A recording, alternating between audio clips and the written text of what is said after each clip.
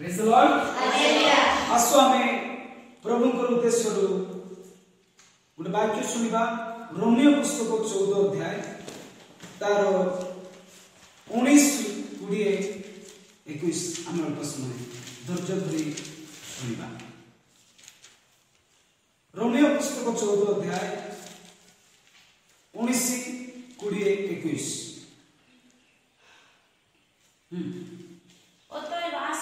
অতএব আসো যে বিষয় শান্তিজনক ଯେଉଁ ଶାନ୍ତିଜନକ ଆଉ ଯେଉଁ ବିଷୟ ଦ୍ୱାରା ପରସ୍ପରର ନିଷ୍ଠା ହୁଏ ସେହି ସବୁରେ ଆମ୍ଭେମାନେ ଅନୁଗମନ କରୁ। ଖାଦ୍ୟ ସକାଶେ ଈଶ୍ୱରଙ୍କ କର୍ମ ନଷ୍ଟ କର ନାହିଁ। ସମସ୍ତ ବିଷୟ ଅବଶ୍ୟ ସୂଚି, ତଥାପି ଯେଉଁ ଲୋକ ଯାହା ଭୋଜନ କରି ବାଧା ପାଏ ତା ପକ୍ଷରେ ତାହା ମନ୍ଦ। ମାଂସ ଭୋଜନ କିମ୍ବା ଦ୍ରାକ୍ଷାରସ ପାନ ଅବା ଯେକୌଣସି ବିଷୟରେ ତୁମର ଭାଇର ବାଧା ଜନ୍ମେ ତାହା ନ କଲେ ଭଲ। ଆମେନ୍। ପ୍ରେଜ୍ ଦ ଲର୍ଡ ହାଲେଲୁୟା ହାଲେଲୁୟା ହାଲେଲୁୟା। ପ୍ରଭୁଙ୍କର ବାକ୍ୟରେ ଲେଖାଯାଏ ଅତଏବ ଆସ ଯେ ବିଷୟ ଶାନ୍ତିଜନକ ଆଉ ଯେ ବିଷୟ ଦ୍ୱାରା ପରସ୍ପର ନିଷ୍ଠା ହୁଏ ସେହିପରି ସେ ସବୁର ଆମ୍ଭେମାନେ ଅନୁଗମନ କରୁ। ପ୍ରଭୁ ଗୋଟିଏ ବିଷୟ ଆଜି ଶିକ୍ଷା ଦିଅନ୍ତି, ଯେଉଁ ବିଷୟ ମନୁଷ୍ୟ ପାଇଁ ଆମ ମାନଙ୍କ ପାଇଁ ଶାନ୍ତି ହେବ ଆମେ ସେଇ ସବୁର ଅନୁଗମନ କରିବାର ଅଛି। ପ୍ରେଜ୍ ଦ ଲର୍ଡ ହାଲେଲୁୟା। ଯେଉଁ ବିଷୟ କି ଆମ ପାଇଁ ଶାନ୍ତି ବୋଲି ଚିନ୍ତା କରୁଛୁ, ଶାନ୍ତିର କାରଣ ହେଉଛି, ଉତ୍ତମର କାରଣ ହେଉଛି, ଲାଭର କାରଣ ହେଉଛି ଆମେ ତାର ଅନୁଗମନ ଆମେ କରିବାର ଅଛି। ପ୍ରେଜ୍ ଦ ଲର୍ଡ ପ୍ରେଜ୍ ଦ ଲର୍ଡ। ଏଠି ଲେଖା ଗଲା ଖାଦ୍ୟ ସକାଶେ ଈଶ୍ୱରଙ୍କର କର୍ମ ନଷ୍ଟ କର ନାହିଁ। କଣ ସକାଶୁ? ଖାଦ୍ୟ ସକାଶୁ ଈଶ୍ୱରଙ୍କର ସେବା, ଈଶ୍ୱରଙ୍କର କାମ, ଈଶ୍ୱରଙ୍କର ଯୋଜନା, ଈଶ୍ୱରଙ୍କର ଇଚ୍ଛାକୁ ନଷ୍ଟ କରିବା କଣ ପାଇଁ? 20 ଲେଖା ଅଛି ଖାଦ୍ୟ ସକାଶେ ଈଶ୍ୱରଙ୍କର କର୍ମ ନଷ୍ଟ କର ନାହିଁ। ଆମେ ଆଜି ବେଳେ ନିଜର ସ୍ୱାର୍ଥ ପାଇଁ ପରମେଶ୍ୱରଙ୍କର କାମରେ ବାଧାର କାରଣ ହେଉଅଛୁ। ପରମେଶ୍ୱରଙ୍କ କାମକୁ ରୋକିବା ପାଇଁ ଇଚ୍ଛା କରୁଛୁ, ପରମେଶ୍ୱରଙ୍କ ସେବା କରିବା ପାଇଁ ଇଚ୍ଛା କରୁଛୁ, ମାତ୍ର ଏଠି ବାକ୍ୟରେ ଲେଖା ଗଲା ଖାଦ୍ୟ ସକାଶେ ଈଶ୍ୱରଙ୍କର କର୍ମ ନଷ୍ଟ କର।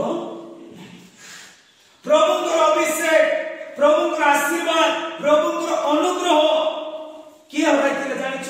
ଏ ଖାଇବାଟା ପାଇଁ ଐଶ୍ୱର୍ଯ୍ୟ, ସେ ଖାଦ୍ୟ ପାଇଁ, ଅଳ୍ପ ସମୟର ମିଠା, ତାର ପାଟିର ମଧୁର ପାଇଁ, ସୁଖ ପାଇଁ ପରମେଶ୍ୱରଙ୍କର ଠାରୁ ପୁଣି ତାର ପରିବାରର ବଂଶଜାତ ପରିବାରର ଜ୍ୟେଷ୍ଠ ଅଧିକାରକୁ ସେ ହରାଇଥିଲେ। ପ୍ରେଜ୍ ଦ ଲର୍ଡ। ଆଜି ଠିକ ସେହିପରି ଅନେକ ଲୋକମାନେ ପ୍ରଭୁଙ୍କର ବିଷୟକୁ ଚିନ୍ତା କରୁନାହାନ୍ତି, ପ୍ରଭୁଙ୍କର ବିଷୟକୁ ଭାବୁନାହାନ୍ତି, ପ୍ରଭୁଙ୍କର ସେବାରେ ଆପଣ ମନକୁ ବିତାଉନାହାନ୍ତି, ମାତ୍ର ଆଜିକାଲି ଚୁଚାଇ ଖାଇବା ଜାଗାରେ ବେଶୀ ଲୋକମାନେ ଅଛନ୍ତି।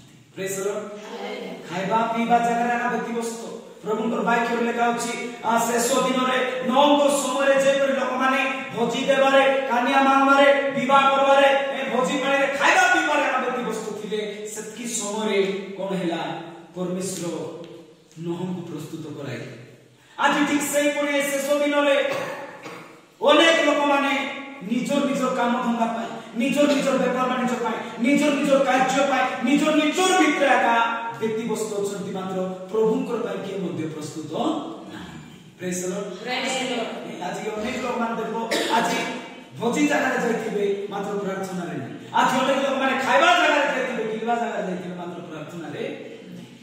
ପ୍ରଭୁ କହୁଛନ୍ତି ଈଶ୍ୱରଙ୍କ ରାଜ୍ୟ ଖାଇବା ପିଇବା ନୁହେଁ, ଈଶ୍ୱରଙ୍କ ରାଜ୍ୟ ଖାଇବା ପିଇବା ନୁହେଁ। କିନ୍ତୁ ଆଜି ଲୋକମାନେ କଣ କରୁଛନ୍ତି? ପ୍ରାର୍ଥନାକୁ ମଧ୍ୟ ଭୁଲି ଯାଉଛନ୍ତି, ଖାଇବା ପିଇବାରେ ବ୍ୟତିବ୍ୟସ୍ତ। କେମିତି ପଇସା କମାଇବି, କେମିତି ରହିବି, କେମିତି ବଞ୍ଚିବି, ଏଟା ଆମ ପ୍ରଭୁଙ୍କର ଠାରେ ମନ ଦଉନାହାନ୍ତି। ଏଇ ଚିନ୍ତାରେ ସବୁ ଅଛନ୍ତି। ଦୁଃଖର ବିଷୟ। ମାତ୍ର ପ୍ରଭୁ କହିଲେ ଖାଦ୍ୟ ସକାଶେ ଈଶ୍ୱରଙ୍କର କାମ, ଈଶ୍ୱରଙ୍କ କର୍ମ ନଷ୍ଟ କର ନାହିଁ।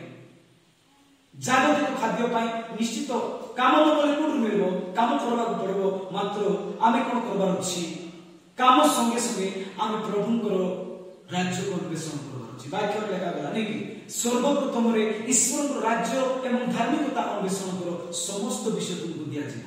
ଆଜି ଏହି ବାକ୍ୟ ହଜାର ଥର ବିଶ୍ୱାସୀ ମାନଙ୍କ ମଧ୍ୟରେ ପ୍ରଚାର କରାଯାଉଛି, ମାତ୍ର ଭୁଲ ବଶତରେ ତାଙ୍କର ନିଜ ବୁଦ୍ଧି ଜ୍ଞାନରେ ଚାଲିବା ଦ୍ୱାରା ଏ ବିଷୟକୁ ମଧ୍ୟ ବିଶ୍ୱାସ ବାକ୍ୟକୁ ମଧ୍ୟ ବିଶ୍ୱାସ କରୁନାହାନ୍ତି। ସତରେ କଣ ଆମେ ପ୍ରଭୁଙ୍କ ରାଜ୍ୟ ଖୋଜିଲେ ଆମକୁ ସବୁ ମିଳିବ କି ବୋଲା ପରେ ଡାଉଟ୍ ଆଜିକାଲି ଲୋକମାନେ ରହିଯାଉଛନ୍ତି। ସେଥିପାଇଁ ଈଶ୍ୱରଙ୍କ ରାଜ୍ୟକୁ ଖୋଜୁନାହାନ୍ତି, ନିଜ ନିଜର ବେପାର ବାଣିଜ୍ୟକୁ ସେମାନେ ଖୋଜୁଛନ୍ତି। ପ୍ରେଜ୍ ଦ ଲର୍ଡ, ପ୍ରେଜ୍ ଦ ଲର୍ଡ, ହାଲେଲୁୟା, ହାଲେଲୁୟା। ଆମେ ପ୍ରାର୍ଥନାକୁ ମୁଖ୍ୟ ଦେବାର ସମୟ, ପ୍ରାର୍ଥନାକୁ ଗୁରୁତ୍ୱ ଦେବାର ସମୟ, ଖାଇବାଟା ପଛେ ହଉ ମାତ୍ର ପ୍ରଭୁଙ୍କର କାମ ଆଗରେ ହେବାର ଅଛି। ପ୍ରଭୁଙ୍କୁ ମୁଖ୍ୟ ସ୍ଥାନ ଦେବାଟା ଏଇଟା।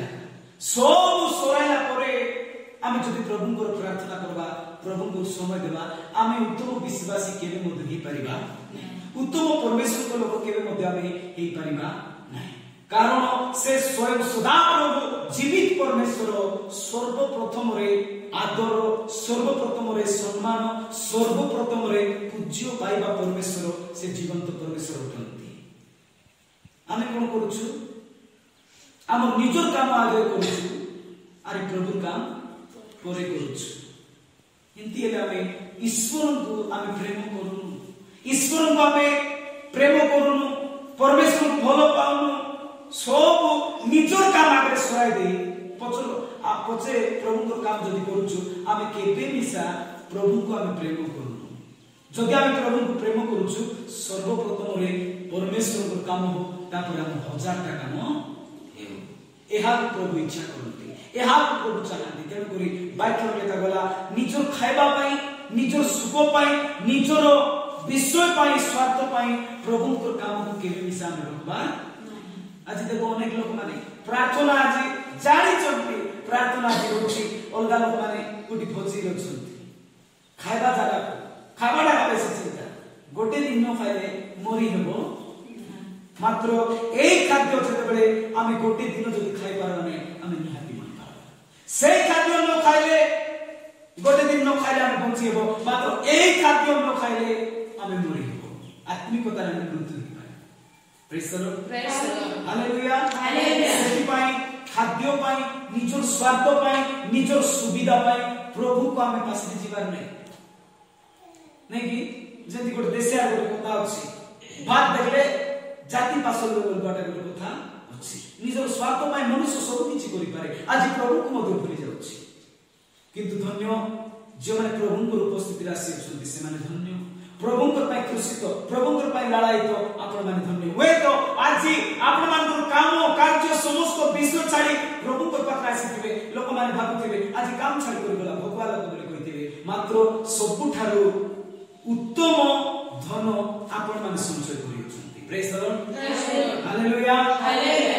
ଉତ୍ତମ ଭାଗ ଆପଣମାନେ ଗ୍ରହଣ କରିଅଛନ୍ତି।